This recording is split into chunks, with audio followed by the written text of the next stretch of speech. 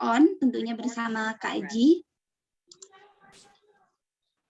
Nah, sebelum kita masuk ke sesi pertama, di sini kita akan membacakan CV terlebih dahulu. Yang pertama, di sini ada CV dari Kak Metarati Arbai SOSI, kemudian tempat tanggal lahir Pontianak 15 September 1997, jenis kelamin perempuan, kewarganegaraan Indonesia, untuk status belum menikah, untuk domisili Jungkat, Kabupaten Mempawah, Kalimantan Barat, untuk email meta07117@gmail.com, untuk akun WhatsApp-nya 0896 9326 3510, akun Instagram @mr_meta_arbai. Kemudian untuk pendidikan terakhir S1 jurusan Komunikasi dan Penyiaran Islam, Fakultas Usuluddin, Adab dan Dakwah, kemudian perguruan tinggi di Institut Agama Islam Negeri Pontianak. Masa kuliah dari tahun 2015 sampai tahun 2019 dengan IPK 3,99 cum laude. Pendidikan sebelumnya ada di MI Nur Hasanah, MTS Negeri 1 Siantan, SMA Negeri 1 Siantan. Untuk pengalamannya, staf bidang pengembangan minat dan bakat, HMJ KPI IAIN Pontianak.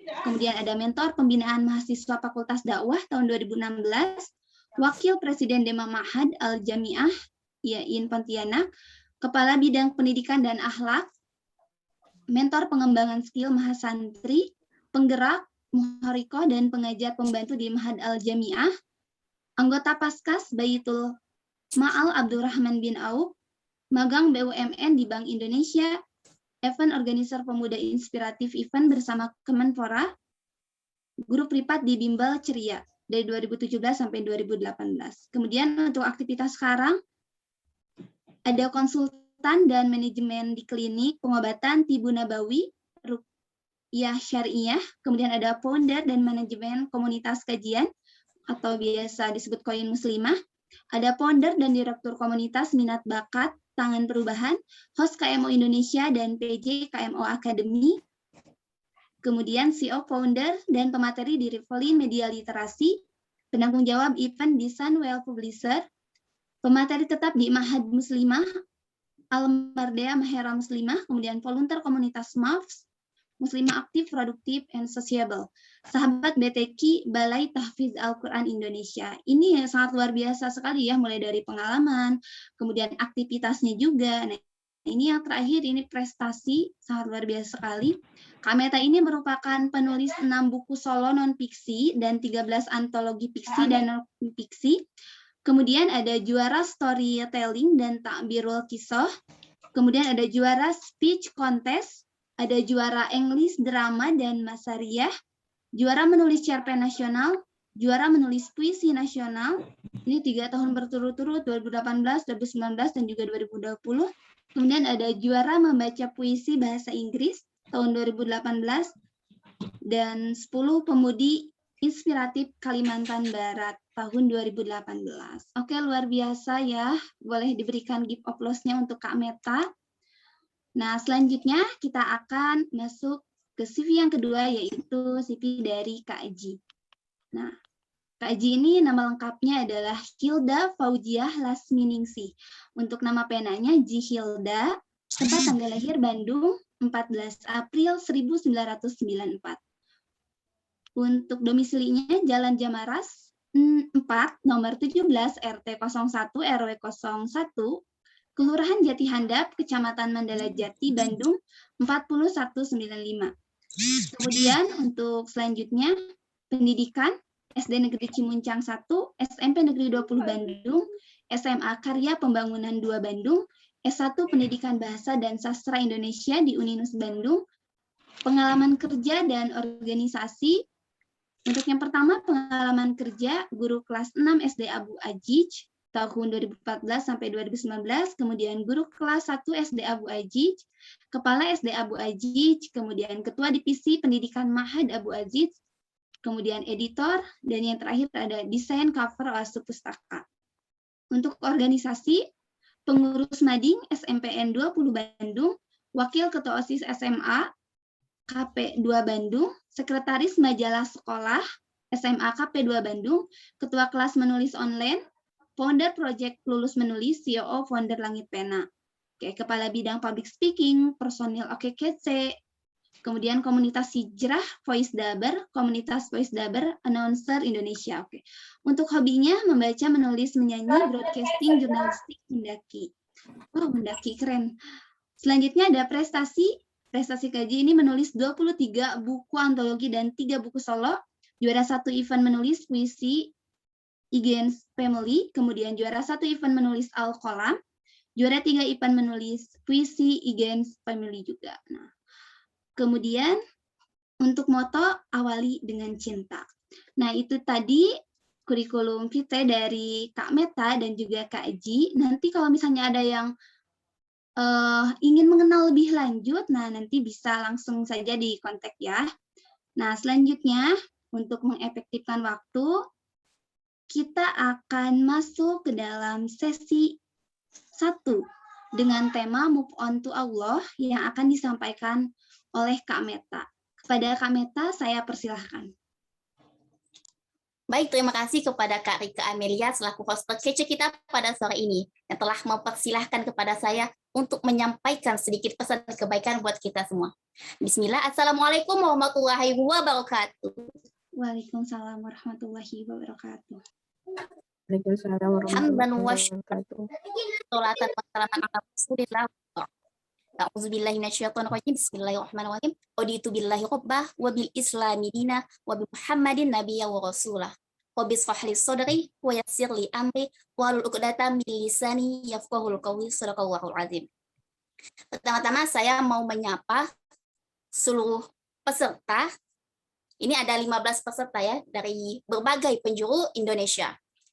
Walaupun yang mengisi presensi list kemarin ada 30 di Koin Muslimah, mungkin nanti menyusul ya. Oke, semangat sore Minggu semuanya. Bagaimana kabarnya? Semoga kita semua senantiasa bersyukur dalam segala kondisi ya. Allahumma amin. Serta semoga Allah senantiasa merizkikan kepada kita semua manisnya iman dan nikmatnya ibadah. Serta kekuatan bagi jasmani dan rohani sehingga kita bisa melakukan segala aktivitas kebaikan baik bagi diri sendiri, keluarga, dan sekitar kita, yakni menjadi agen kebaikan bagi agama, umat, dan bangsa. Amin ya Rabbal Alamin. Baik, buat para peserta, tema kita pada sharing time sore ini yaitu move on yuk. Nah, di sini temanya ini sifatnya persuasif, karena ada kata yuk dan tanda seru. Jadi, ayo move on, ayo, gitu kan. Sifatnya persuasif, jadi sangat ditekankan, ayo gitu. Oke, 2 sesi ini kan. Pertama, sesi 1 bersama saya temanya move on to Allah. Jadi, bagaimana sih kita itu memantapkan hati dan pikiran itu kepada Allah. Nah, bagaimana itu? Oke. Buat teman-teman semuanya, kita semua tentu sudah tahu bahwa patah hati itu memang bukan pengalaman yang menyenangkan. Terlebih, hati yang sakit itu bisa membuat segala aktivitas terasa hambar serta tidak bersemangat melakukan berbagai hal. Sebab hati ini adalah komando, sedangkan anggota tubuh yang lain adalah pasukannya. Disebutkan dalam sebuah hadis, Rasulullah SAW bersabda, sesungguhnya di dalam jasad manusia itu ada segumpal daging. Jika segumpal daging ini baik, maka baik pula seluruh jasad manusia. Jika segumpal daging ini rusak, maka rusak pula seluruh jasad manusia. Dan segumpal daging yang dimaksud ini adalah hati. Hadis riwayat Bukhari nomor 52 dan Muslim nomor 1599. Nah, jadi diibaratkan dalam peperangan, hati ini adalah komandannya, jenderalnya atau pemimpinnya, sedangkan anggota tubuh yang lain ini adalah tentara pasukan perangnya yang menunggu perintah atau arahan dari pemimpinnya. Jadi, jika pemimpinnya kuat, hatinya bagus, hatinya kuat, maka bagus pula, menang pula dalam peperangan. Begitu juga sebaliknya, jika pemimpinnya lemah, hatinya sakit, hatinya rusak, maka kalahlah dalam peperangan mengarungi kehidupan. Jadi, baik atau buruknya iman dan amal itu berdasarkan hati. Begitu juga, manis atau tidaknya menjalani hari-hari dalam kehidupan itu juga terletak di hati. Maka, patah hati akibat manusia maupun segala urusan dunia, itu tidak ada cara lain selain menyembuhkan luka itu dengan semangat baru. alias move on.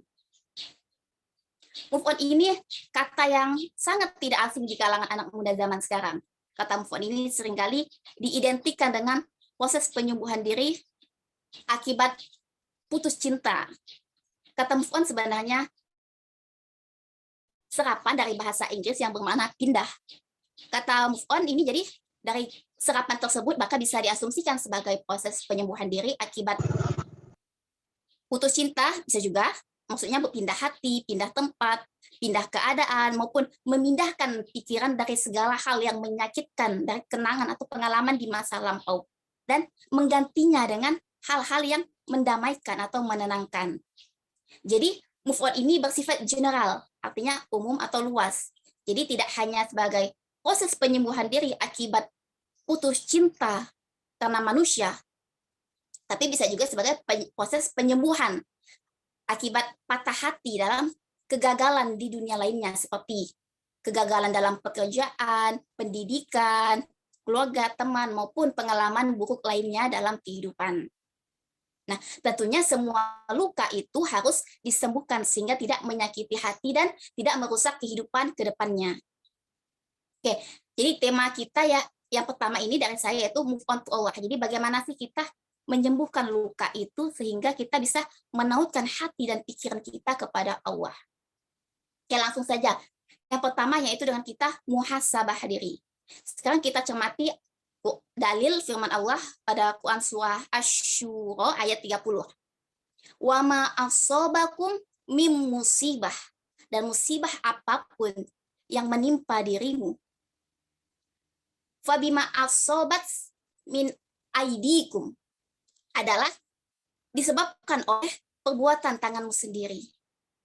Wa ya'fu an katsir, dan Allah mengampuni banyak dari kesalahan-kesalahanmu. Nah, jadi dari dalil ini kita cermati bahwa ternyata kita di usia maupun kegagalan kita di kehidupan itu disebabkan oleh dosa-dosa kita di masa lampau. Oleh sebab itu, ketika kita mendapat ujian seperti itu, ketika hati kita disakiti, diuji, kesabaran kita diuji, maka kita muhasabah diri. Itu disebabkan karena balasan di dunia atas dosa-dosa kita yang telah.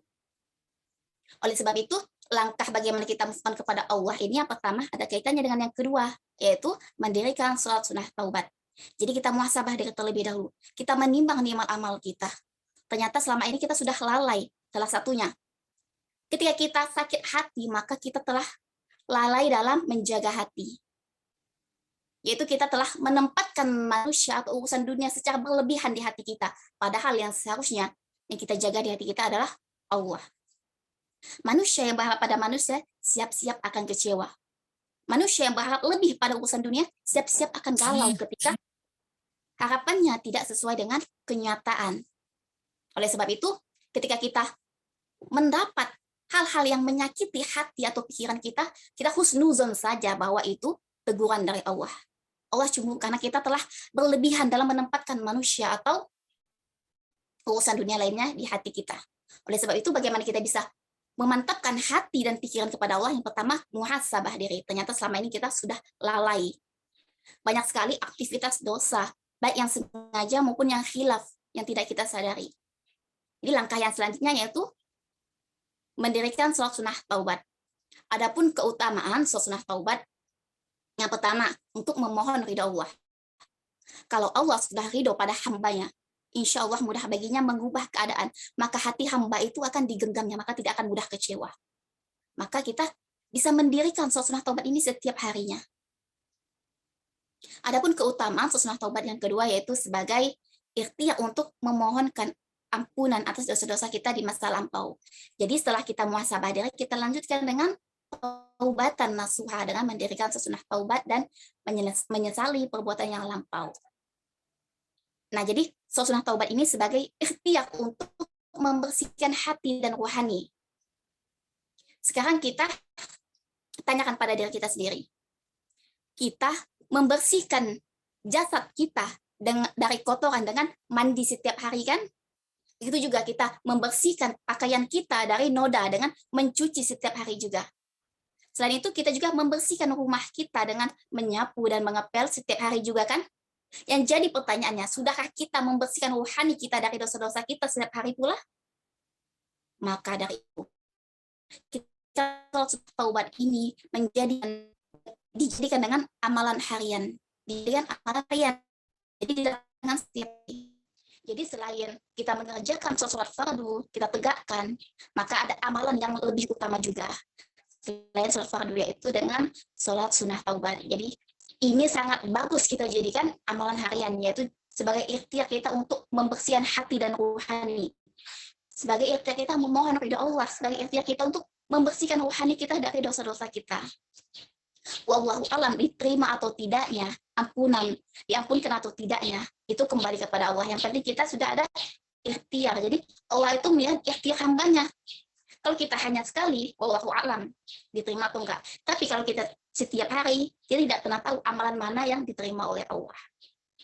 Jadi langkah yang kedua, bagaimana kita bisa memantapkan hati dan pikiran kepada Allah dengan senantiasa membersihkan hati dan rohani dengan sholat sunnah taubat. Dilanjutkan lagi dengan sholat sunnah hajat. Jadi sholat sunnah hajat, kita meminta agar direzekikan manisnya iman, nikmatnya ibadah, serta minta dibersihkan hati dan rohani kita. Jadi ketika kita kecewa maupun sakit hati, maupun sedih berlebihan pada urusan dunia, maka kita kembalikan semua kepada Allah. Kita minta pertolongan Allah, sebab hanya Allah lah yang mampu membersihkan dan menggerakkan hati manusia. Disebutkan dalam sebuah hadis bahwa sesungguhnya hati manusia ini berada dalam jari jemari Allah. Jika Allah menghendaki, maka teguhlah ia dalam keimanan. Itu juga sebaliknya, Allah juga bisa menghendakinya dalam kesesatan. Maka kita jangan sampai lupa berdoa agar hati kita diteguhkan dalam keimanan. Nah, jadi langkah bagaimana kita bisa memantapkan hati dan pikiran atau move on kepada Allah yang kedua, yaitu dengan membersihkan hati dan rohani dengan sholat sunnah taubat, dilanjutkan sholat sunnah hajat. Adapun langkah yang ketiga, yaitu dengan zikrullah, yaitu zikir kepada Allah. Nah, zikrullah ini yang dimaksud ada 3, yaitu zikir dengan mengucapkan kalam-kalam Allah di lisan, selaras di lisan juga di hati. Yang kedua, zikrullah yang kedua yaitu dengan mengingat Allah dengan perasaan takut, dengan merasa senantiasa diawasi oleh Allah. Sehingga kita akan berhati-hati dalam bersikap, sehingga kita tidak akan mudah murka akan ketetapan Allah. Jadi apabila kita disakiti oleh manusia, dizolimi oleh manusia, gagal dalam segala urusan di dunia, maka jangan sampai kita murka pada ketetapan Allah. Jadi dengan kita merasa senantiasa diawasi oleh Allah dengan perasaan takut, ini akan membuat kita berhati-hati dalam berpikir maupun merasa. Jadi kita berhati-hati untuk mengelola hati dan pikiran kita. Adapun zikrullah yang ketiga yaitu dengan mengingat segala syariat atau ilmu agama, apa yang diperintah dan apa yang dilarang, dan segala ilmu agama yang akan menuntun hati dan pikiran kita. Contohnya ilmu tauhid yang utama. Jadi dengan kita mempelajari ilmu tauhid, insya Allah tidak akan membuat hati kita berlarut dalam kesedihan. Jadi ketika kita dizolimi oleh manusia, ketika kita gagal dalam segala urusan dunia, misal pekerjaan kita dipecat, kita difitnah oleh bos, dan lain sebagainya, maka kita tidak akan mudah menyalahkan manusia lainnya.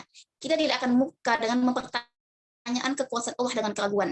Sebab kalau manusia tidak ada tauhidnya, na'udzubillah, bisa mendatangkan murka Allah. Contohnya begini, ketika dia dizolimi, kemudian dia mempertanyakan ibadahnya selama ini apakah sia-sia, Allah tidak peduli pada dirinya, Allah jahat pada dirinya, sehingga dia melepas tauhidnya, dia mempertanyakan kekuasaan Allah, kemudian dia mulai tidak lagi mendirikan segala syariat, dia tidak lagi sholat, dia tidak lagi berdoa karena merasa ibadahnya selama ini sia-sia. Itulah bahayanya kalau tidak ada ilmu tauhid. Jadi maksudnya kita bagaimana kita move on kepada Allah, kita menaikkan hati dan pikiran kepada Allah, yaitu dengan kita mengokohkan tauhid kita. Allah dulu, Allah lagi, dan Allah terus. Nah, jadi itu ya langkah bagaimana kita memantapkan hati dan pikiran atau move on kepada Allah yang ketiga, yaitu dengan zikrullah, yaitu zikir kepada Allah. Sebab pintu-pintu iblis yang paling dicintai iblis yaitu pintu kemarahan, pintu kesedihan, pintu kekecewaan. Jadi bagi manusia yang sakit hati, galau, sedih, maka jangan berlarut. Ayo move on kepada Allah. Kita kembalikan kepada Allah. Cara yang ketiga yaitu dengan zikrullah, yaitu zikir kepada Allah. Sebab disebutkan dalam uji tadi, sesungguhnya setan atau jin korin meletakkan belalainya di hati Adam atau manusia. Apabila anak Adam lalai dari mengingat Allah, maka setan akan melelah hatinya. Akan tetapi apabila anak Adam itu mengingat Allah, maka setan akan sembunyi. Inilah yang dinamakan bisikan setan secara sembunyi. Seperti yang disebutkan dalam Quran surah An-Nas, khususnya pada ayat ke-4 hingga 6. Yaitu dari bisikan setan yang biasa sembunyi, yang membisikkan kejahatan di dada manusia dari golongan jin dan manusia. Nah, jadi ada pasukan iblis, yaitu jin korin yang senantiasa tinggal di hati manusia untuk membuat manusia lalai, untuk membuat manusia muka atas ujian kehidupannya, untuk membuat manusia meninggalkan segala syariat, untuk membuat manusia gugur tauhidnya sehingga bisa menjadi pengikutnya di neraka kelak.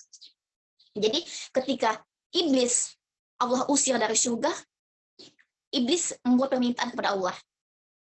Saya ridho jika keluar dari surga, akan tetapi izinkan saya untuk mengajak sebanyak mungkin anak Adam, yaitu manusia, sehingga lalai dari Allah. Dan Allah pun mengabulkannya. Sehingga ada pasukan iblis yang ditugaskan untuk mengikuti manusia sejak lahir hingga ajal, yaitu yang namanya jin korin. Jadi jin korin itu tinggal di hati manusia. Oleh sebab itu, ketika kita mengalami kegalauan, sakit hati, maupun kezaliman lainnya, maka perbanyaklah zikrullah, yaitu zikir kepada Allah, untuk meminimalisir aktivitas jin korin di hati kita. Cukup itu saja yang saya sampaikan, singkat saja. Jadi, bagaimana kita bisa memantapkan hati dan pikiran kepada Allah atau move on kepada Allah? Yang pertama, muhasabah diri. Yang kedua, mendirikan suasana taubat sebagai ikhtiar untuk membersihkan hati dan rohani. Dan yang ketiga, zikrullah, yaitu zikir kepada Allah. Oke, itu saja yang bisa saya sampaikan. Untuk lebih jelasnya nanti kita ke sesi diskusi tanya jawab. Selanjutnya saya kembalikan kepada host terkece kita, kepada Kak Rika Amelia. Saya kembalikan, terima kasih. Ya baik, terima kasih Kak Meta atas penyampaian materinya yang sangat luar biasa, menggugah hati setiap insan yang mendengarnya. Sangat luar biasa sekali ya.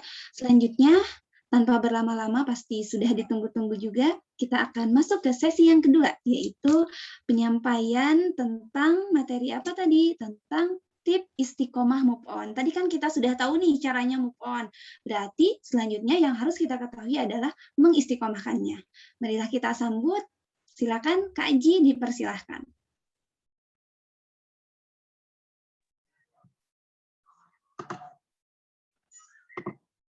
Iya.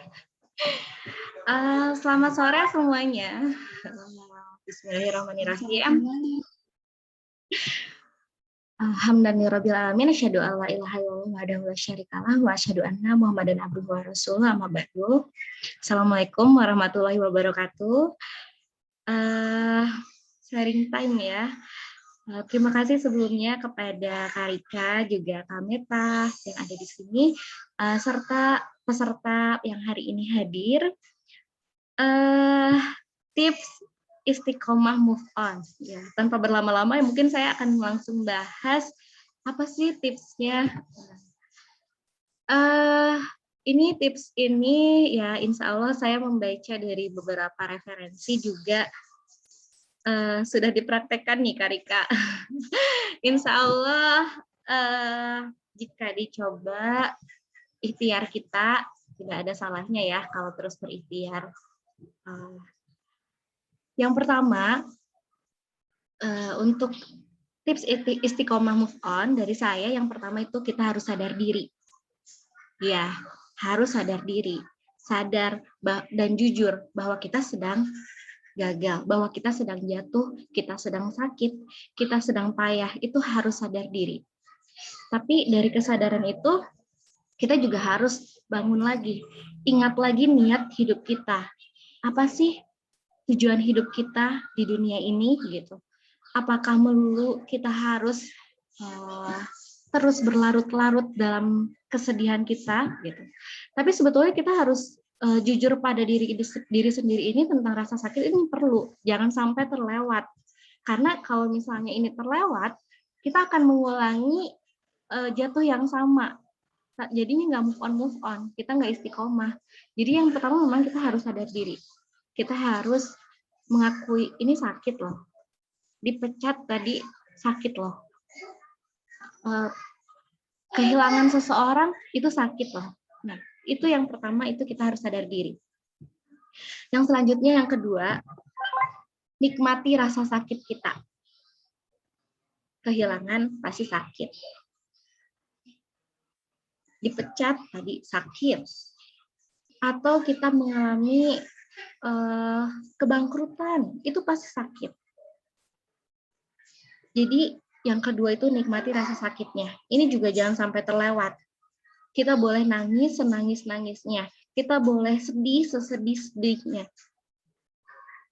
Tapi harus dihabiskan. Rasa itu harus dihabiskan. Rasa sedihnya, tangisnya harus dihabiskan saat itu juga.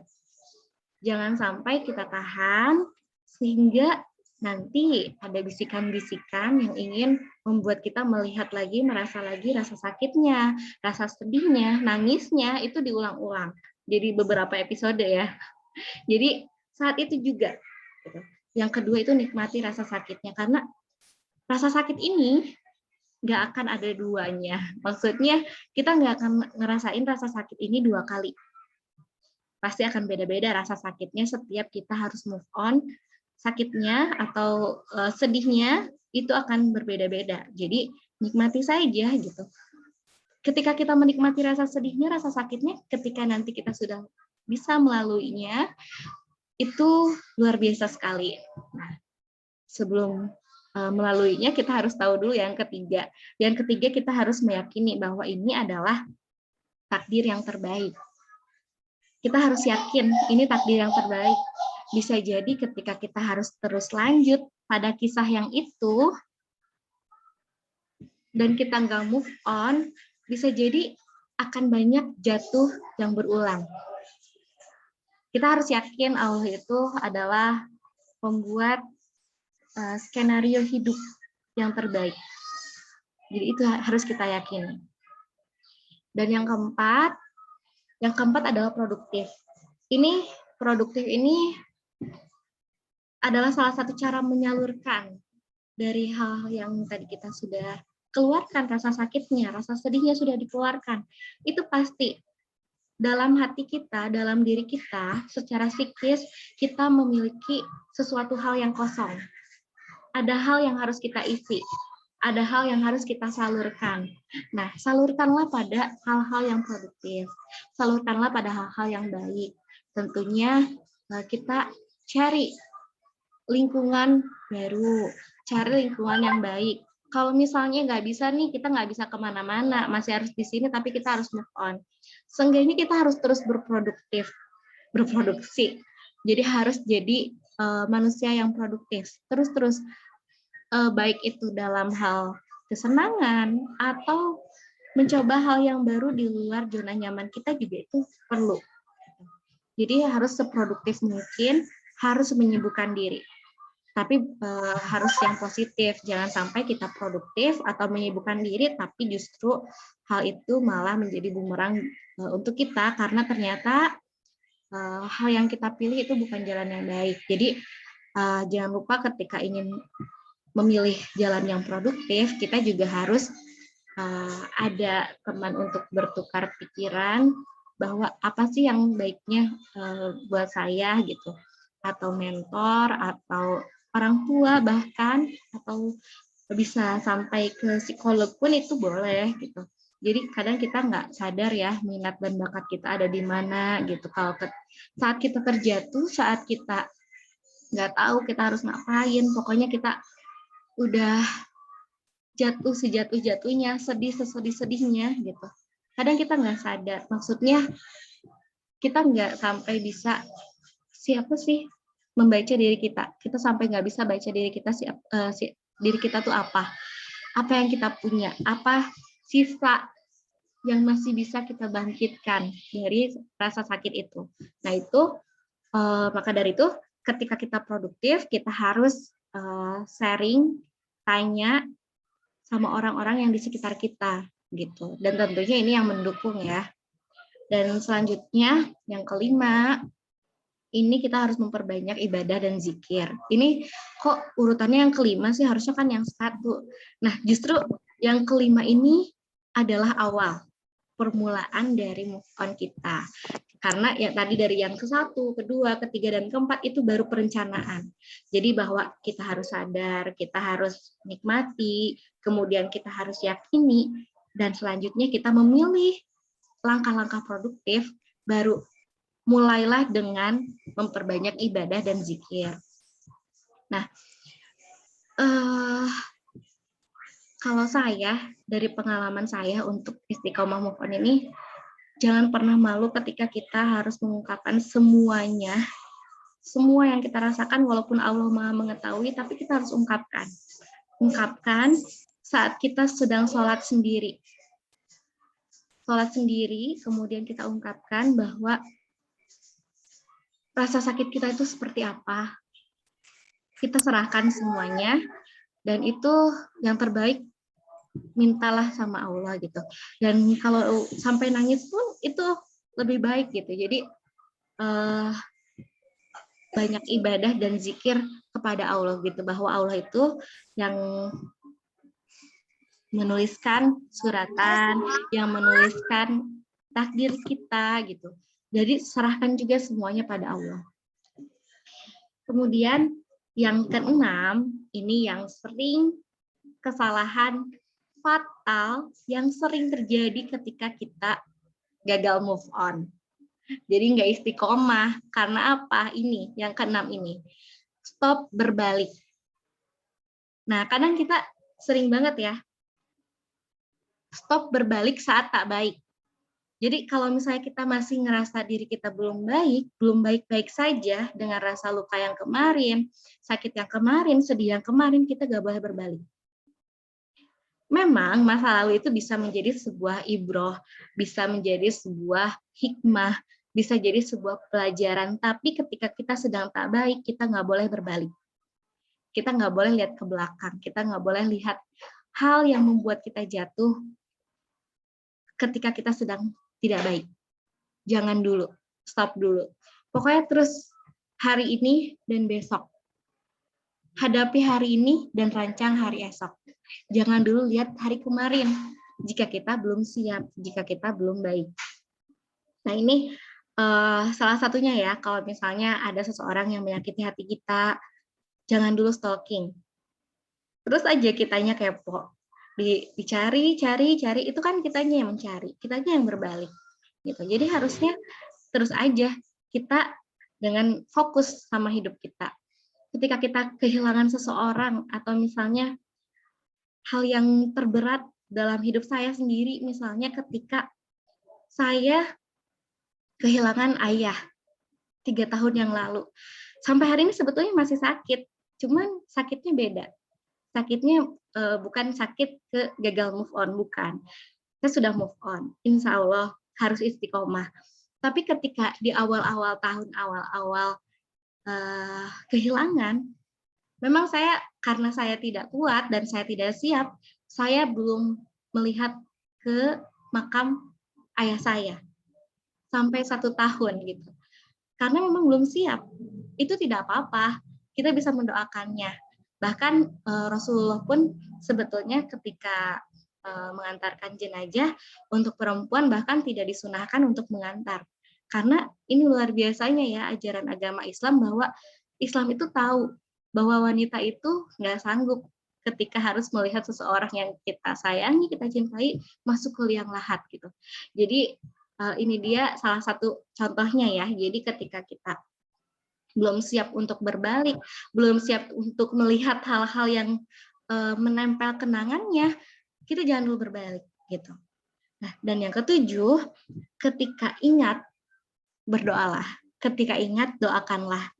Ketika kita ingat dulu kita pernah kayak gini, misalnya ke zaman-zaman jahiliyah nih, kita sampai melakukan apa, Tapi kita hari ini udah move on, dan tapi tiba-tiba kita ingat, berdoalah, doakan bahwa semoga tetap istiqomah, doakan semoga, atau misalnya ketika kita harus terpisah dari teman kita gitu, doakan teman kita baik-baik saja gitu, doakan yang terbaik, jangan doakan yang buruk-buruk gitu.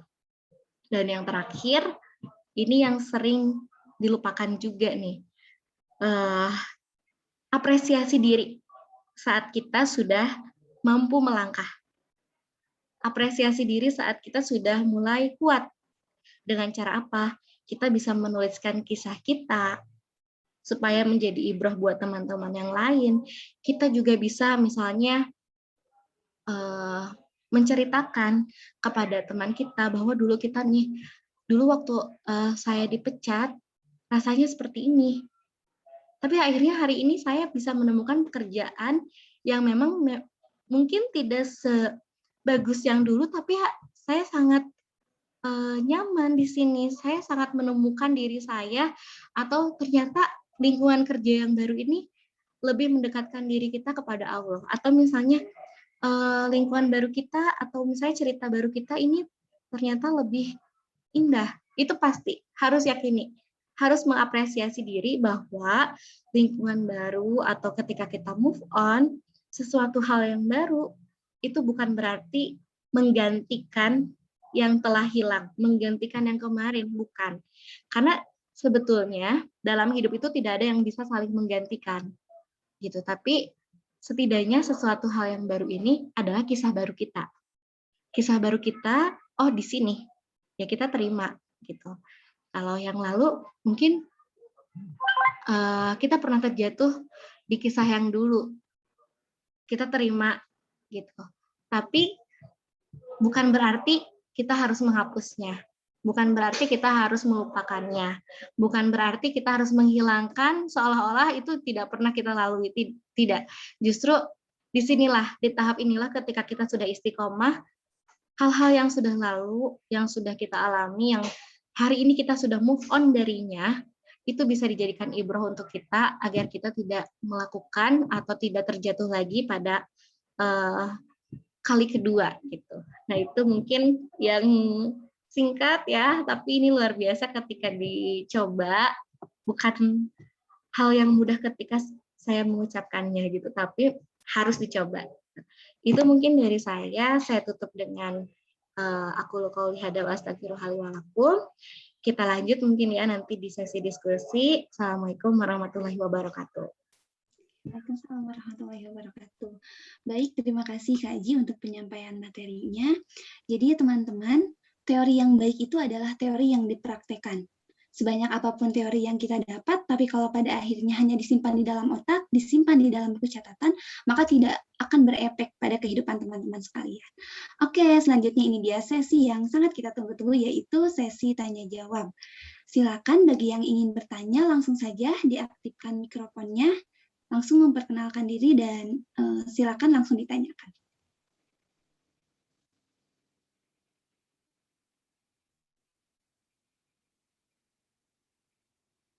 Oke, silakan Kak Muna, Kak Nur, Kak Nurul Homsiah, Kak Susilawati, Kak Lilik, Kak Dais, kemudian Kak Rizka, Kak Pandu, Kak Devi, Kak Monik, Kak Tantri, Kak Siti. Maaf Kak, saya mau tanya bisa? Oh iya, silakan Kak Eva.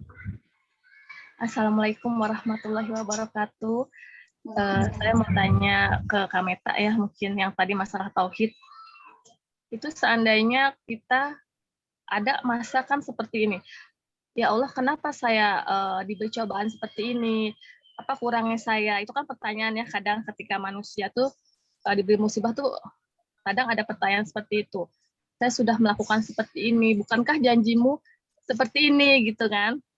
Tapi kita tidak menanggalkan tauhid kita tetap beribadah, itu bagaimana itu? Kita boleh nggak kita seperti itu gitu loh? Oke, baik. Terima kasih Kak Eva. Silakan langsung dijawab Kak Meta.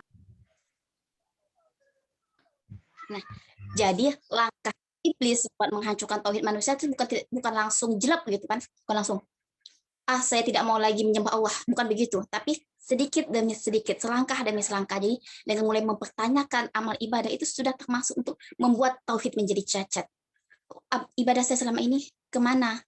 Allah tidak mendengar doa saya selama ini, dan lain sebagainya. Jadi iblis buat menghancurkan tauhid manusia tidak langsung begitu saja, akan tapi sedikit demi sedikit. Begitu juga dengan mengajak manusia bermaksiat.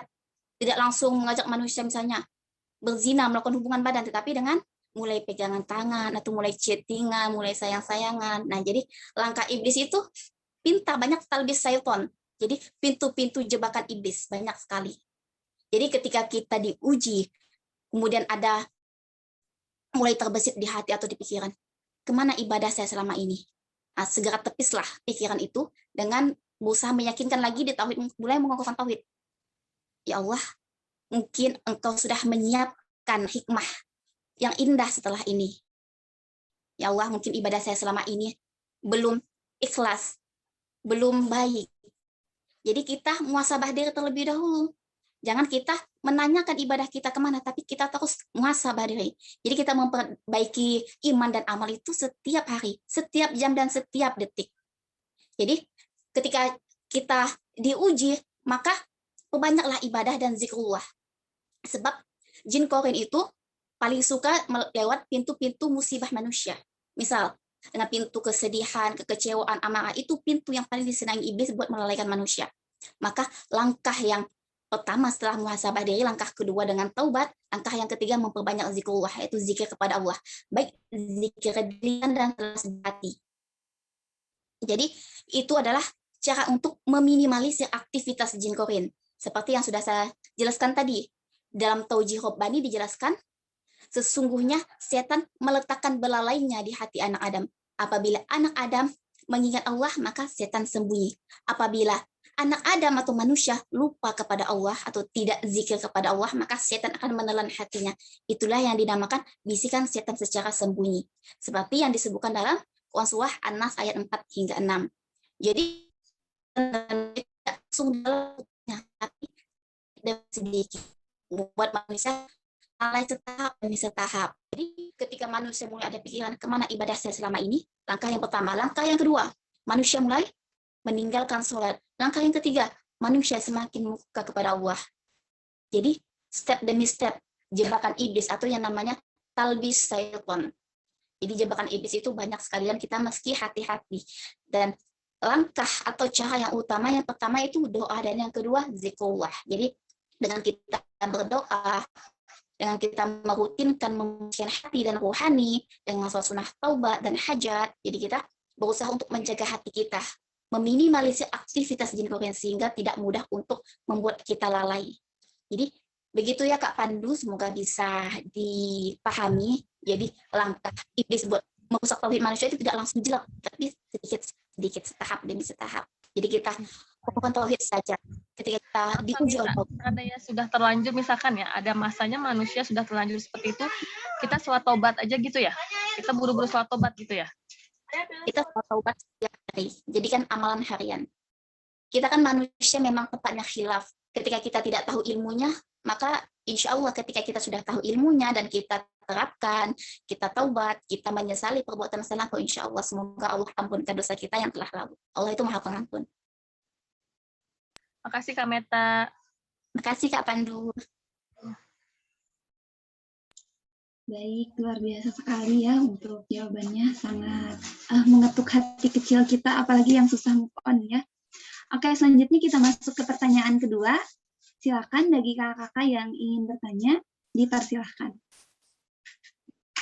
Ayo nih, jarang-jarang kita bisa ketemu sama Kak Meta, bisa ketemu sama Kak Ji, konsultasi langsung gitu ya. Apalagi kalau misalnya lihat SWK Meta itu kan pasti ya banyak kegiatannya juga. Dan sekarang nih, ini kesempatan yang luar biasa sekali nih.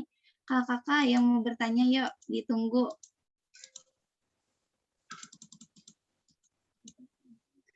Kak Anindita,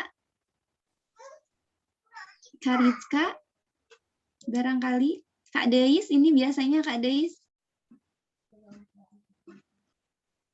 Kalau nggak ada yang bertanya, bisa saya ajak sharing dulu ya. Yang mau bertanya, ya balik bertanya. Nah, tuh kan. Silakan Kak Meta. Ajak sharing. Saya mau ke mana ya?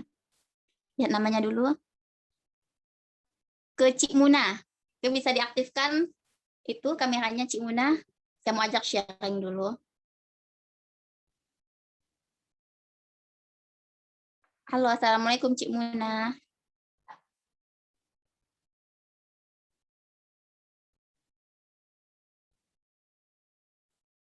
Udah aktif belum? Mana dia? Assalamualaikum. Ya, Cik. Assalamualaikum. Cik Muna pernah mengalami sakit hati nggak? Baik itu akibat putus cinta ataupun urusan dunia lainnya. Bisa diceritakan?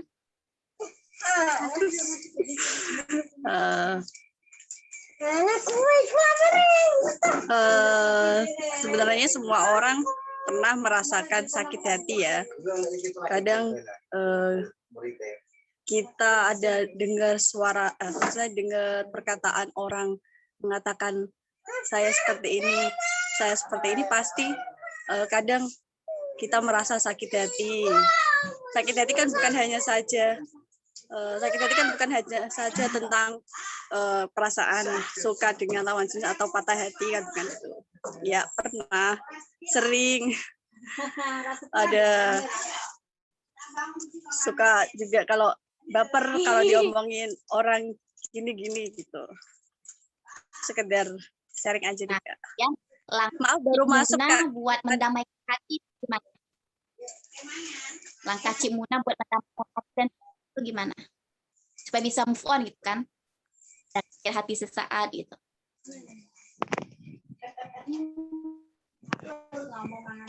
Di mana Kak? Nggak dengar tadi. Ya. Kemudian langkah dari Cik Muna untuk mendamaikan hati dan pikiran itu seperti apa? Ya, dari sakit hati yang tadi sekitar.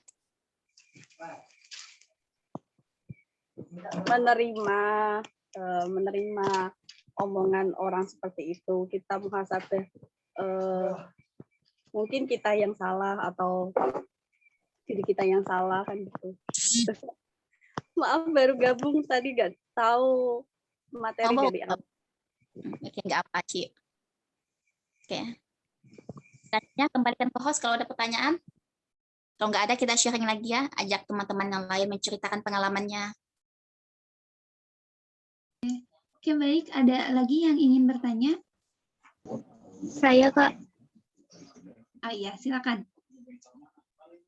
Baik, terima kasih kepada para narasumber yang sudah memberikan kesempatan kepada saya untuk bertanya. Pertanyaan saya sebetulnya cukup sederhana, tapi saya bingung mencari solusinya. Jadi seperti ini, bagaimana cara kita untuk menghilangkan perasaan yang tidak seharusnya ada gitu, Kak? Jadi misalnya kita tuh suka sama orang, tapi secara berlebihan gitu sampai dihaluin, jadi takut dosa banget gitu. Jadi bagaimana cara mengatasinya? Terima kasih. Oke, baik Kak Nindita. Ini pertanyaan mewakili kaum generasi milenial sekali ya, Kak Meta. Silakan bisa langsung dijawab. Ini pertanyaan ke Kak Azi atau ke saya? Kak Azi Oh iya. Ya. Saya menambahkan. Oke. Berarti ini silakan Kak Aji dulu ya. Silakan Kak Aji. Nanti selanjutnya Kak Meta. Oke.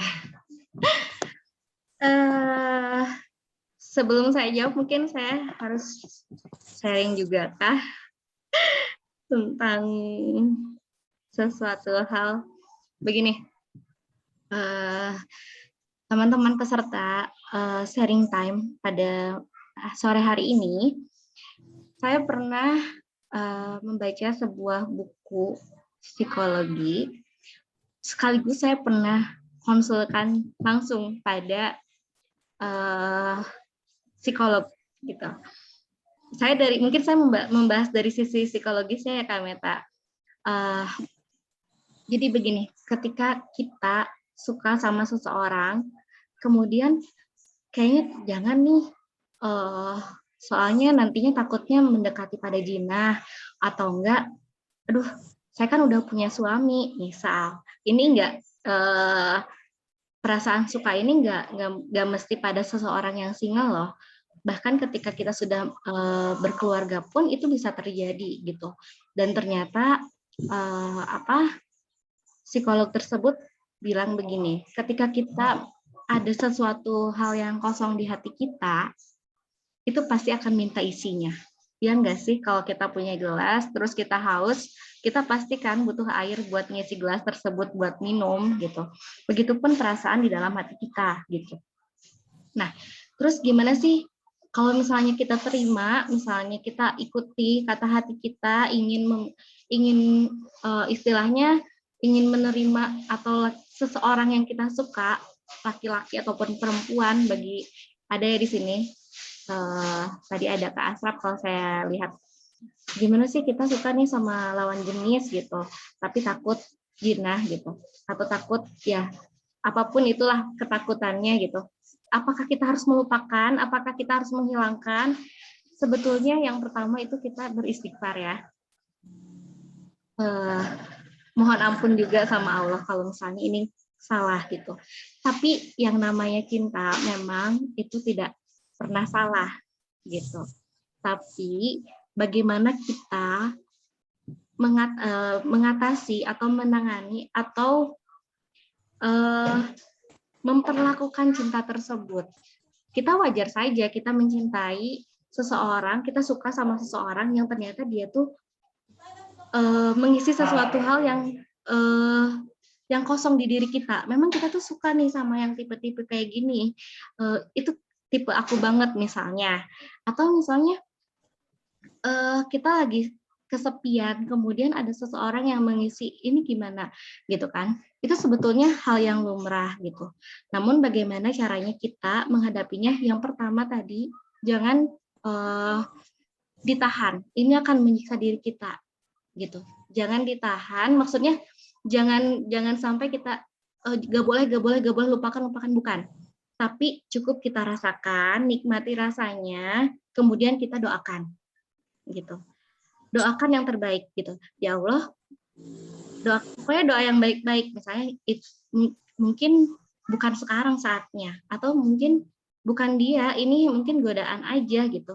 Bisa jadi godaan setan. Kalau misalnya kita berdoa dengan sungguh-sungguh tanpa harus bersikeras, ini nggak boleh ada gitu. Kalau kita terus kayak gitu, itu semakin diujinya malah semakin kuat kan perasaannya gitu. Makanya kita melebur bersama perasaan tersebut dan jangan lupa beristighfar dan berdoa. Nanti pasti Allah menuntun kita gitu. Ternyata yang terbaiknya seperti apa nih? Nah itu sih mungkin dari saya. Mungkin bisa ditambahkan, silakan Kak Meta. Oke, terima kasih Kak Ji. Selanjutnya silakan dipersilakan untuk Kak Meta. Oke, baik. Oke, jadi saya melanjutkan lagi ya, jadi ya. Cinta itu atau rasa suka itu adalah wajar dan manusiawi, dan itu adalah rahmat dari Allah. Tapi jangan sampai cinta yang seharusnya itu rahmat dari Allah, tapi justru jadi petaka buat diri kita sendiri. Karena apa? Karena ketika cinta itu kita salurkan menjadikan kemaksiatan atau kelalaian. Misal, kita semakin terbayang-bayang, apalagi ketika dalam sholat justru terbayang wajah manusia, sehingga membuat kita lalai. Apalagi ketika kita mau belajar, mau kita sebelum tidur sampai berhalusinasi. Nauzubillah, sehingga kita membayangkan yang tidak sepantasnya. Itulah yang dinamakan bagaimana cinta yang seharusnya rahmat justru menjadi petaka. Apalagi kita salurkan, kemudian kita chattingan, sayang-sayangan, apalagi sampai pacaran atau komitmen berkedok pacaran. Atau pacaran berkedok komitmen. Nah, jadi langsung ke pertanyaan tadi, bagaimana supaya kita solusi supaya tidak teringat-ingat lagi dengan sosok yang kita sayangi. Seperti yang sudah dijelaskan tadi, bagaimana kita move on kepada Allah, bagaimana kita berusaha untuk memantapkan hati dan pikiran kita kepada Allah, yaitu dengan sholat sunnah taubat sebagai ikhtiar untuk membersihkan hati dan rohani. Jadi kita senantiasa untuk membersihkan hati dan rohani setiap hari. Sebab kalau kita jarang membersihkan hati, apalagi tidak pernah, maka hati kita menjadi seakan bangsa jin. Seperti juga disebutkan tadi, yaitu cara untuk bisa memantapkan hati, membersihkan hati dengan zikrullah.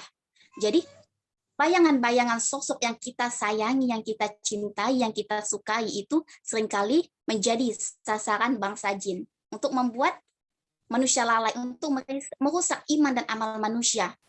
Jadi, ketika kita menyukai seseorang, lebih baik jangan sampai bangsa jin pun tidak tahu, jangan sampai.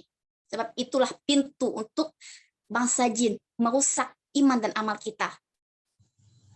Sosok yang bisa kita contoh teladan bagaimana cintanya bisa terjaga dengan rapi, yaitu Sayyidina Ali dan Sayyidah Fatimah. Bangsa jin pun tidak tahu bagaimana mereka saling suka. Jadi ketika manusia menyukai lawan jenis, jangan sampai diceritakan secara berlebihan. Sehingga apalagi kita stalking, nah itulah, jin itu ada di hati kita, dia tahu aktivitas kita. Jadi ketika dia tahu bahwa kita menyukai seseorang, maka itulah jalan buat dia melalaikan kita. Dia hadirkanlah bayang-bayang itu di hati kita, di pikiran kita, sehingga kita semakin lalai, semakin rusak iman dan amal kita. Kita ibadah terbayang dia, kita mulai sering melakukan dia, dan berhalusinasi lainnya. Maka bagaimana solusi supaya kita tidak, atau kita mudah untuk melupakan sosok yang belum pantas kita ingat-ingat, yaitu dengan membersihkan hati dan rohani dengan sholat sunnah taubat dan sholat sunnah hajat, meminta pertolongan Allah. Jadi perbanyak juga doa, baik itu di dalam dan selepas sholat maupun doa di sela-sela aktivitas. Jadi jangan biarkan hati dan pikiran kosong. Jadi kawatlah iman kita, kawatlah hati kita. Perbanyak juga dengan zikrullah, seperti astagfirullah dan zikir lain sebagainya. Jadi kita minimalisirlah aktivitas jin korin. Seperti juga yang dikatakan tadi. Jadi jin korin itulah yang sering menghadirkan bayangan-bayangan yang tidak pantas di hati dan pikiran kita, sehingga membuat kita lalai, membuat kita bermaksiat, membuat kita nanti menanggalkan atau pura-pura lupa pada syariat. Jadi dari langkah pertama membayangkan, langkah kedua nanti mulai berani chattingan, langkah ketiga mulai sayang-sayangan dan lain sebagainya, sampai kelah yang paling tidak, yang paling dimukai. Jadi begitu ya, tadi ya lupa. Jadi kita dengan membersihkan hati, rohani, dan Iya, itu untuk jawaban dari Kak Meta. Untuk Kak Anindita dari Kak Meta dan juga Kak Ji tadi ya sudah lengkap.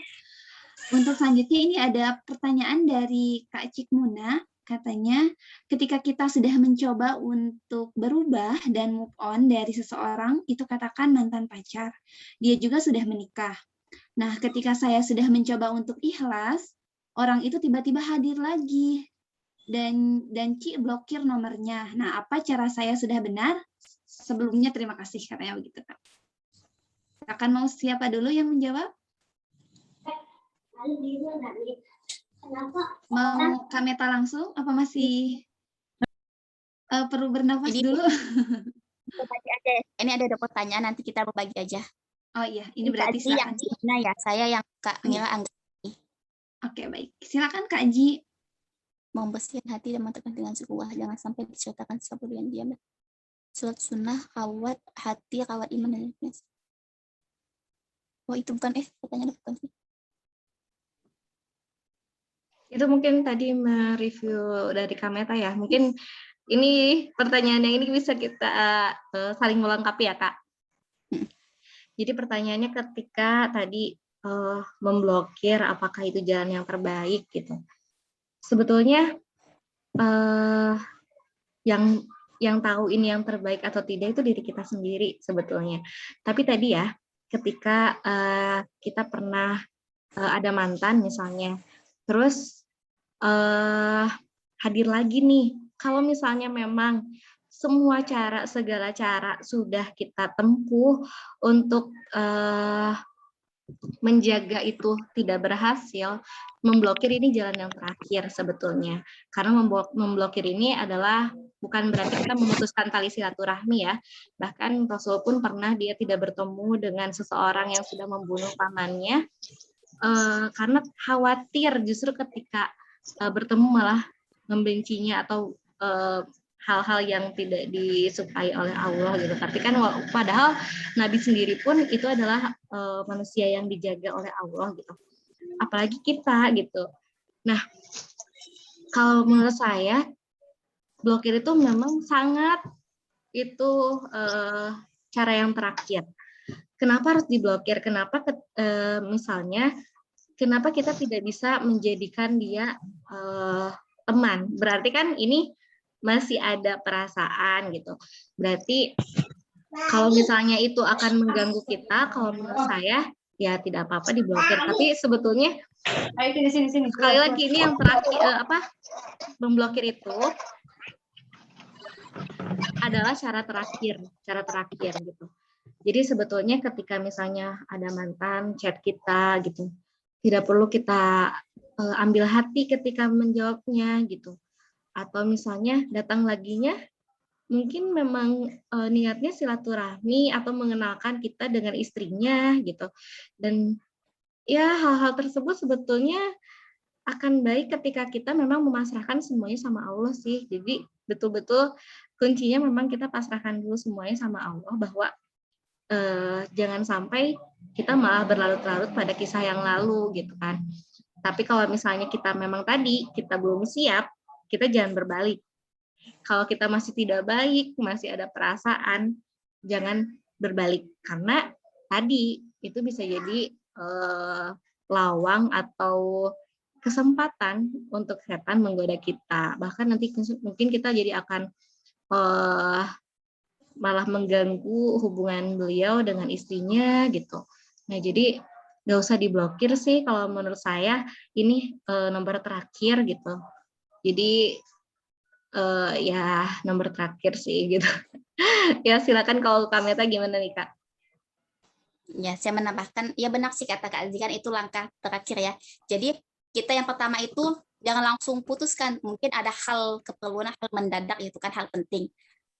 Ya, jadi kita konfirmasi dulu apa keperluannya, dan kalau memang dia berusaha untuk mengajak kita mereview masa lalu gitu kan, ke hubungan di masa lampau, ya demi kebaikan iman dan amal kita, silahkan, nggak apa-apa diblokir. Jadi dengan kita memblokir itu maksudnya untuk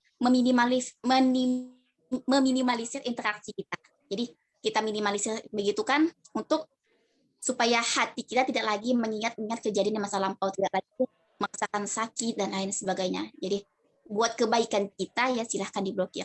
Tapi yang memang lebih tahu dari kita ya diri kita sendiri. Jadi Cik Muna yang lebih tahu apakah sudah bisa move on atau enggak. Jadi kalau merasa belum siap kan, jadi khawatir kalau kedatangan dia itu membuat kita bisa gagal move on. Jadi langkah untuk memblokir buat kebaikan diri ya nggak apa-apa. Oke, sudah. Terima kasih Kak Meta dan juga Kak Eji. Ini ada yang raise hand juga. Ini Kak Deis mau bertanya? Oke, boleh. Ya, Kak Rika mau bertanya. Ya, silakan. Assalamualaikum warahmatullahi wabarakatuh semuanya. Waalaikumsalam. Kenalkan, saya Deis. Ya, sebelumnya saya mau cerita dulu. Jadi pasti kita dari manusia ini pernah mengalami kesalahan besar gitu. Nah, kadang ketika kita sudah move on, misalkan kita sudah move on dari kesalahan besar itu atau misalkan dosa-dosa itu, ada masanya, kalau saya misalkan ya, ada masanya kita meragukan ampunan Allah. Meragukan ampunan Allah dalam artian saking besarnya dosa saya gitu, seperti itu. Nah, kira-kira ini tuh boleh tidak sih meragukan seperti itu, karena dalam artian meragukan ini muncul dikarenakan saya takut gitu bahwa dosa ini terlalu besar sehingga Allah pun enggan gitu untuk mengampuninya. Nah, mungkin begitu Kak. Mohon penerangannya. Terima kasih. Oke, baik Kak Deis, pertanyaannya luar biasa. Silakan terlebih dahulu saya persilakan untuk Kak Meta untuk menjawabnya. Oke, baik. Oke, jadi itu kita merasa putus asa dari ampunan Allah itu termasuk dalam talbis syaiton. Itu talbis syaiton yang ketiga. Jadi talbis syaiton yang pertama itu merusak tauhid secara jelas, membuat manusia melakukan dosa-dosa besar, itu syirik. Talbis syaiton yang kedua itu membuat manusia beribadah tapi diselingi unsur bid'ah. Dan talbis syaiton yang ketiga membuat manusia itu merasa putus asa dari rahmat Allah. Salah satunya merasa putus asa bahwa dosanya tidak diampuni Allah. Jadi talbis syaiton itu banyak sekali, itu ada 10. Mungkin nanti bisa kita bahas di kajian berikutnya. Adapun talbis syaiton yang keempat membuat manusia merasa aman dari dosa-dosa kecil. Nanti talbis syaiton yang kelima, 6, 7 ada lagi. Jadi banyak sekali pintu-pintu jebakan iblis. Jadi talbis syaiton. Salah satunya tadi yang ditanyakan Kak Dewis, yaitu merasa putus asa dari ampunan Allah, merasa putus asa dari rahmat Allah, itu adalah talbis syaitan. Maka ketika sudah terbesit seperti itu, banyaklah zikrullah dan langsung segera tegakkan sholat sunnah taubat dan hajat lagi. Jadi amalan inilah harus kita jadikan amalan harian. Oke, saya jelaskan ya. Jadi amalan yang harus kita jadikan amalan harian selain sholat 5 waktu, yang pertama sholat sunnah taubat, yang kedua sholat sunnah hajat, yang ketiga zikir pagi petang. Jadi zikir pagi petang ini ibarat perisai baja untuk melindungi iman dan amal kita. Jadi dengan begitu, insya Allah ketika mulai ada bisikan-bisikan untuk membuat kita semakin lalai, putus asa dari Allah, semakin jauh dari Allah, sehingga itulah akan menjadi cahaya iman yang akan menyadarkan kita, oh ternyata Allah itu maha baik, pintu ampunan Allah selalu terbuka dan lain sebagainya. Jadi ketika mulai ada bisikan-bisikan yang akan membuat kita semakin lalai pada Allah, maka amalan-amalan itulah yang akan menjadi benteng yang akan melindungi diri kita. Jadi buat Kak Dewis, ketika ada pikiran seperti itu adalah talbis syaitan. Nanti untuk lebih jelasnya masalah apa saja bentuk talbis syaitan dan bagaimana cara mengatasinya, nanti mungkin bisa kita bahas di kajian berikutnya. Oke, baik. Terima kasih Kak Meta. Ini ada satu pertanyaan terakhir barangkali ya dari Kak Lili. Katanya izin bertanya bagaimana caranya supaya ibadah kita tetap istiqomah, Kak. Kadang saya suka putur atau kadang malas. Barangkali silakan Kak Ji untuk menjawabnya.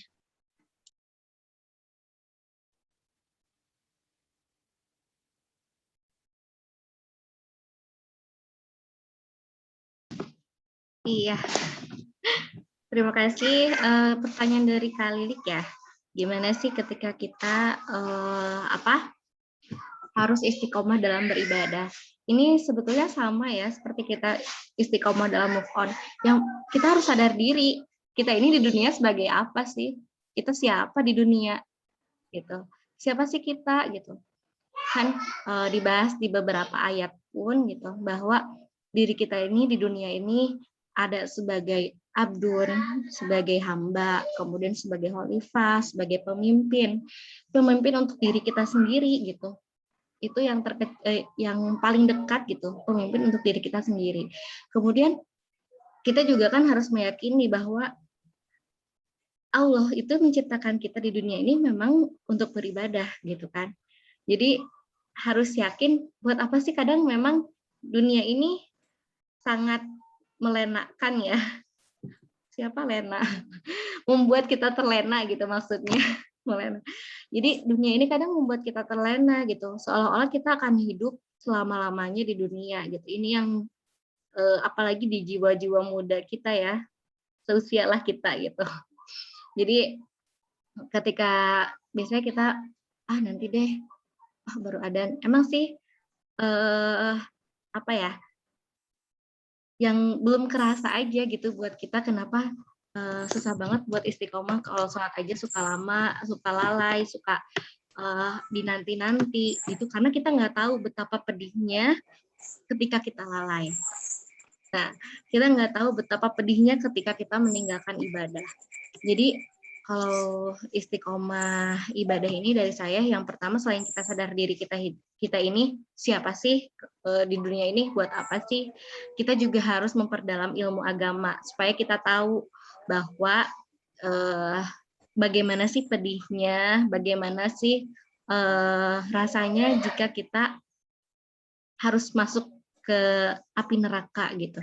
Terus ya itu sih sebetulnya bukan menakut-nakuti diri sendiri ya, tapi sebetulnya hidup itu di dunia itu memang sebentar gitu. Kita itu walaupun misalnya ada hadis, ada dalil yang menerangkan bahwa manusia terbaik itu adalah manusia yang merasa terpenjara di dunia. Tapi definisi penjara di sini apa maksudnya gitu. Jadi kita harus cari tahu lagi nih. Ini mungkin bisa kita bahas ya Kak Meta di selanjutnya, ini akan panjang gitu. Gimana nih caranya istiqomah ibadah gitu. Tapi hal yang paling saya tekankan sih untuk istiqomah ibadah yang pertama kita sadar diri dulu kita tujuan di dunia ini apa. Kemudian kita harus tahu betapa peringatan-peringatan dari Allah itu gimana sih kalau kita lalai gitu. hal tersebut itu memang menakutkan, tapi bukan untuk menakuti diri kita. Maksudnya gimana ya? Seolah-olah jadi pagar lah gitu, jadi pagar buat kita. Aduh, jangan sampai deh kita kayak gitu. Jadi istilahnya kita mawas diri sendiri gitu. Itu sih kalau dari saya ya. Kalau misalnya harus dijelaskan ini, lumayan harus ada agenda yang berikutnya gitu. Silakan Kak Meta dilengkapi. Saya ingin menambahkan sedikit aja ya. Oke, saya ingin menambahkan. Jadi kondisi futuh atau iman menurun itu kondisi yang kita alami semua sebagai umat muslim. Dan kondisi futuh ini ternyata disebabkan oleh dosa-dosa kita. Disebutkan dalam sebuah hadis riwayat At-Tirmizi, disebutkan bahwa sesungguhnya seorang hamba apabila dia berbuat dosa, maka timbul satu titik noda hitam di hatinya. Apabila hamba tersebut bertaubat, meninggalkan dosa itu dan memohon ampun kepada Allah, maka titik hitam itu menghilang dan hati kembali bersih. Akan tetapi apabila hamba tersebut kembali melakukan dosa yang sama, tidak bertaubat dan tidak memohon ampun kepada Allah, maka noda hitam itu semakin banyak dan menyelubungi hati dari cahaya iman, sehingga membuat ibadah menjadi semakin berat. Nah, jadi dari hadis ini kita dapat pahami bahwa yang membuat kita futur atau lemah iman ternyata karena dosa-dosa kita, karena hati kita yang semakin kotor atau semakin sakit. Nah, jadi solusi bagaimana kita bisa untuk mudah beribadah, diberikan manisnya iman, nikmatnya ibadah, yaitu dengan senantiasa rutin membersihkan hati. Jadi setiap kita berbuat dosa, baik itu sengaja maupun tidak sengaja, misal kita khilaf saja, misal kita mencemooh sekali saja, misal di medsos, kita terbesit rasa dengki pada postingan seseorang, itu sudah termasuk dosa dan bisa menjadi titik hitam di hati kita. Oleh sebab itu, kita bertaubat itu harus setiap hari. Kita membersihkan hati itu harus setiap saat. Kita istighfar itu harus setiap detik. Sehingga akan membuat hati kita bersih dan mudah bagi kita untuk menegakkan segala syariat. Yang membuat kita malas atau berat untuk mengerjakan syariat, yaitu karena dosa-dosa kita yang telah menyelubungi hati kita, membuat hati kita sakit. Nah, jadi bagaimana supaya kita bisa istiqomah untuk ibadah, maupun istiqomah itu berat ya, walaupun kita sudah berusaha membersihkan hati dan rohani setiap hari, akan tetapi jin korin itu tinggalnya di hati, senantiasa membuat kita lalai setiap detik. Bagaimana mencari celah ketika kita lalai sedetik saja, akan menjadi pintu yang akan merusak iman dan amal kita. Nah, jadi langkah yang pertama itu kita bersihkan hati dan rohani kita setiap hari. Jadikanlah sholat sunnah taubat dan sholat sunnah hajat sebagai amalan harian, serta zikir pagi petang. Selain itu kita perbanyak juga doa. Berdoa, memohon kepada Allah agar dirizkikan manisnya iman dan nikmatnya ibadah, serta kekuatan bagi jasmani dan rohani, sehingga bisa melakukan segala aktivitas kebaikan. Nah, ini doa yang jangan sampai dilupakan. Sebab banyak sekali manusia yang senantiasa berdoa untuk urusan dunianya. Misal, mendapat gaji yang wow, pekerjaan gini, kayak begini. Tetapi dia lupa berdoa buat kebaikan iman dan amalnya.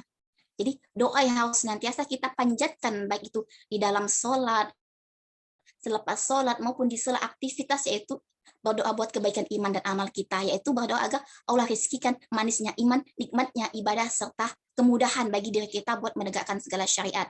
Nah, selain itu, kita juga harus memperbanyak ilmu agama, yaitu maksud ke zikrullah yang ketiga, dengan mengingat segala syariat Allah dan ilmu-ilmu agama. Seperti yang tadi Kak Zi jelaskan, yaitu dengan kita mengetahui segala hal-hal yang akan terjadi di hari akhir nanti, di surga, neraka, hari pembalasan, dan lain sebagainya. Dengan kita mengetahui ilmu agama, kita tahu surga, neraka, kita tahu pahala dosa, kita tahu keberadaan Allah, hakikat kehidupan, dan lain sebagainya, inilah yang akan menjadi suplemen bagi rohani kita. Jadi, merawat iman itu butuh ilmu. Merawat iman butuh ilmu, sehingga dengan kita mempelajari ilmu agama, mendengarkan kajian, membaca buku, dan lain sebagainya, inilah yang akan menjadi nutrisi bagi rohani kita dalam pertarungan di hati dengan bangsa jin. Jadi ketika mulai terbesit, malas buat ibadah, menunda sholat, dan lain sebagainya, maka ilmu itulah yang akan menjadi suplemen yang mempertarungi hati kita. Untuk lebih jelasnya akan kita bahas insya Allah di pembahasan berikutnya bagaimana bentuk talbis syaitan dan bagaimana cara mengatasi talbis syaitan. Itu saja yang bisa saya jawab. Saya kembalikan kepada hostnya. Ya baik, terima kasih Kak Eji dan juga Kak Meta.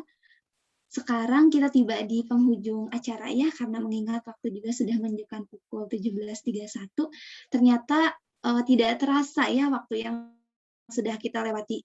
Terima kasih juga Kak Eji, Kak Meta sudah memberikan siraman pada hati kita yang gersang ini. Semoga tali silaturahmi ini tetap berjalan, tetap berlanjut.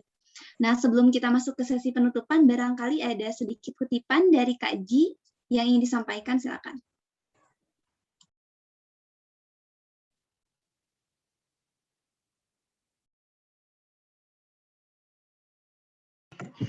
Mungkin kalau dari saya tadi ya, istilahnya menggarisbawahi tadi moto hidup saya, bahwa awali dengan cinta, cinta pada Sang Maha Cinta. Nah, jika kita sudah mencintai sesuatu hal, diawali dengan cinta pada Sang Maha Cinta, pada Allah, pada Tuhan Yang Maha Esa, insya Allah apa yang kita lakukan itu akan maksimal dan akan selalu diiringi dengan ridhonya. Itu sih. Oke, terima kasih Kak Ji. Selanjutnya silakan Kak Meta. Nah, baik. Satu pesan penutup yaitu, jadikanlah segala aktivitas yang membuat Allah ridho pada diri kita. Singkat, padat, dan sangat luar biasa sekali, syarat akan makna. Baik, di sini ada sedikit kesimpulan yang bisa saya ambil dari pembahasan hari ini. Yang pertama, jika Allah mengambil darimu sesuatu yang tidak pernah engkau sangka kehilangannya, maka Allah akan memberimu sesuatu yang tidak pernah engkau sangka akan memilikinya. Maka ketahuilah, tidaklah Allah mengambil sebuah nikmat, kecuali Allah akan siapkan pengganti yang lebih baik selama ia bersabar dalam menghadapi musibah. Karena terkadang ada seseorang yang bergelimang kemaksiatan, masih ragu meninggalkannya. Setan membisiki nanti akan miskin, akan kehilangan teman, akan kehilangan kesehatan, dan sebagainya. Padahal di atas sana Allah telah berjanji akan memberikan yang lebih baik jika dia memantapkan untuk hijrah kepada baikan. Maka yakinlah. Katakan pada diri sendiri bahwa Allah is the reason for me to move on. Oke, barangkali itu yang dapat kami sampaikan pada hari ini. Kurang dan lebihnya mohon dimaafkan. Kami ucapkan terima kasih juga kepada rekan-rekan Ahwat yang hari ini sudah bergabung. Untuk menutup acara pada hari ini, marilah kita mengucapkan hamdalah, istighfar 3 kali, dan doa kafaratul majelis. Alhamdulillahirrabbilalamin. Astagfirullahaladzim, astagfirullahaladzim, astagfirullahaladzim. Subhanakallahumma wa bihamdika, asyhadu an la ilaha illa anta, astaghfiruka wa atubu ilaik. Alhamdulillahirrabbilalamin, rangkaian demi rangkaian acara telah selesai dilaksanakan. Selanjutnya kita akan melaksanakan sesi dokumentasi atau seksi foto. Silakan bagi kakak-kakak yang belum on cam dulu, dipersilakan. Kak Rika di sini ada Ikhwannya loh satu. Ada Kak Asraf dari Public Speaking Tangan Perubahan. Iya Kak Asraf, mohon maaf ya, Iwan dan Ahwat.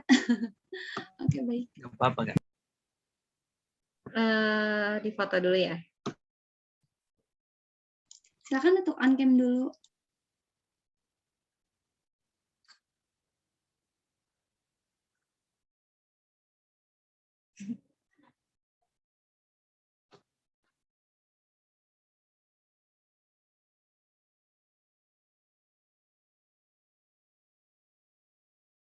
Ya, udah lah, dihitung udah. Dihitung, Kak. Sama Kak Ji. Oke. Ya, oke. Oke, kita foto ya. 1, Kak Tantri, Kak Hawa, Kak Ana, Kak Nurul. Iya. Oke, 1, 2, 3. Ya, 1, 2, 3. Sudah, Kak. Oke, sesi dokumentasi telah sama-sama kita laksanakan. Ya, selanjutnya kita sekarang benar-benar berpisah, di Zoom berpisahnya ya. Untuk itu, sekali lagi, saya ucapkan terima kasih kepada semuanya, kepada pemateri yang hebat, luar biasa, kemudian kepada rekan-rekan yang lain, kakak, ibu, adik, semuanya sangat luar biasa.